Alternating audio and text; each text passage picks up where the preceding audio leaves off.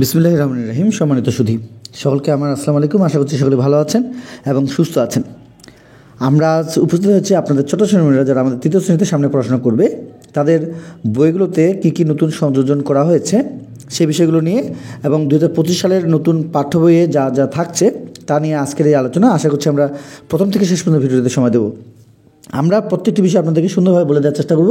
মনোযোগ সহকারে একটু শুনতে হবে কী কী পরিবর্তন এসেছে বা কী কী সংযোজন বিয়োজন হয়েছে আমাদের তৃতীয় শ্রেণীর শিক্ষার্থীদের নতুন বইয়ের ক্ষেত্রে। তৃতীয় শ্রেণীর বইয়ে নতুন করে সংযোজন করা হয়েছে ঘাসফড়িং ও পিঁপড়ার গল্প এবং রবীন্দ্রনাথ ঠাকুরের ছেলেবেলা। বাদ যাচ্ছে শেখ মুজিবুর রহমানকে নিয়ে লেখা গদ্য সেই সাহসী ছেলে। বাংলাদেশ ও বিশ্ব পরিচয় বইয়ের তৃতীয় অধ্যায় আমাদের জাতির পিতা বাদ দেওয়া হচ্ছে।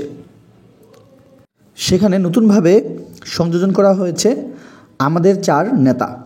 ইংরেজি বইয়ের শেষ অধ্যায়ে লেখা গদ্য এ ওয়ান্ডারফুল বয় বাদ যাচ্ছে। এতে শেখ মুজিবুর রহমানের কনিষ্ঠ ছেলে শেখ রাসেলের জীবনী স্থাপন পেয়েছে। তো আমরা যে যে পরিবর্তনগুলো সামনে পেয়ে যাচ্ছি, যে যে সংযোজন হয়েছে বা যে যে বিয়োজন হয়েছে সেই বিষয়গুলোকে বাদ দিয়ে আমরা নতুন যে বিষয়গুলোকে অ্যাড করার যে বিষয়ের উপরে আমরা সংকেত পেয়েছি বা যেগুলো নিয়ে আমাদের নিউজ হয়েছে, তো আমরা এই বিষয়গুলো নিয়ে আমাদের যে প্রতিনিয়ত যে কাজগুলো, বিশেষ করে তৃতীয় শ্রেণীতে যারা পড়াশোনা করছে তাদের আমরা প্রত্যেকটি বিষয় নিয়ে আমরা ক্লাস শুরু করেছি। যারা অনলাইনে ক্লাস করতে চান আমাদেরকে জানাবেন।